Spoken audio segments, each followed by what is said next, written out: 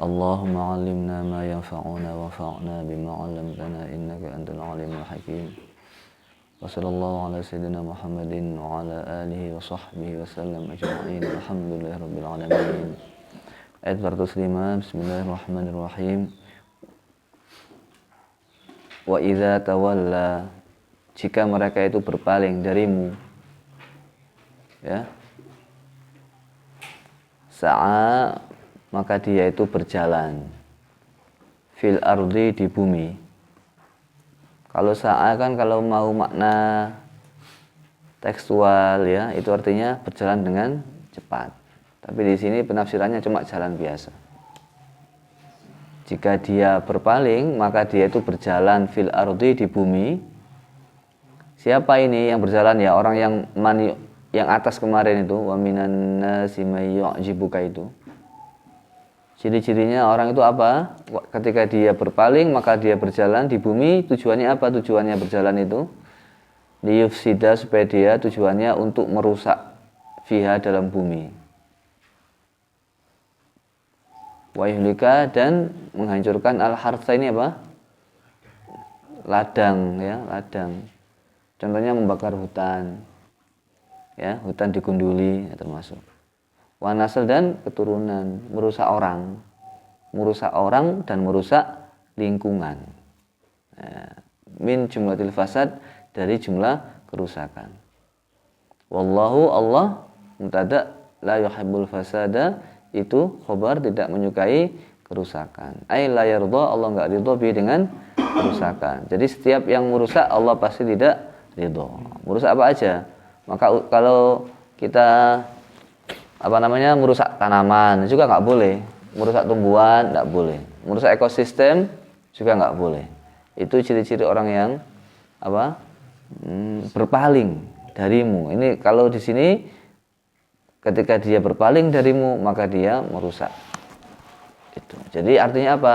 Setiap orang yang berpaling dari Rasulullah, tentunya dari Allah pastinya, ya, maka dia itu nanti efeknya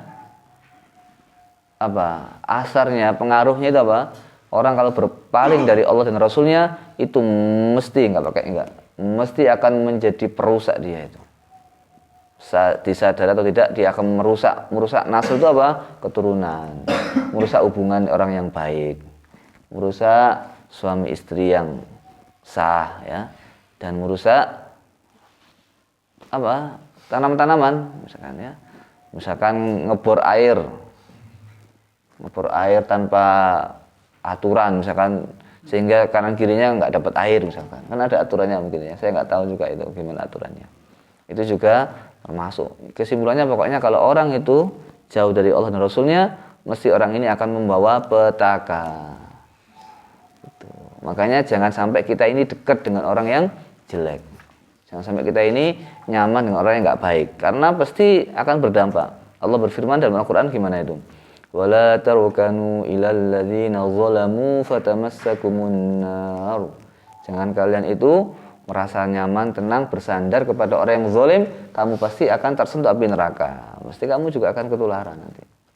Tapi kalau kita niat berdakwah, beda lagi.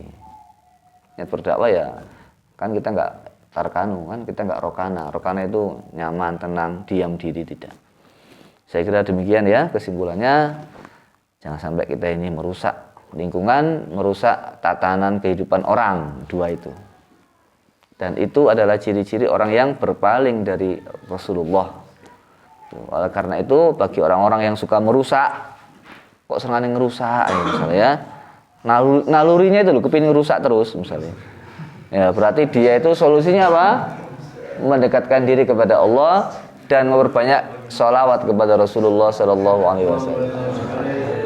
Itu sudah banyak sholawat, nanti insya Allah berbaik diri itu ada perubahan, pasti itu, ya. Merubah orang itu kalau dikasih banyak ceramah nggak mempan juga. Nah, suruh wiritan, baca sholawat, lama-lama akan ada asarnya. Itu caranya. Ceramah itu penting ilmu, tapi orang bergerak itu dari hati.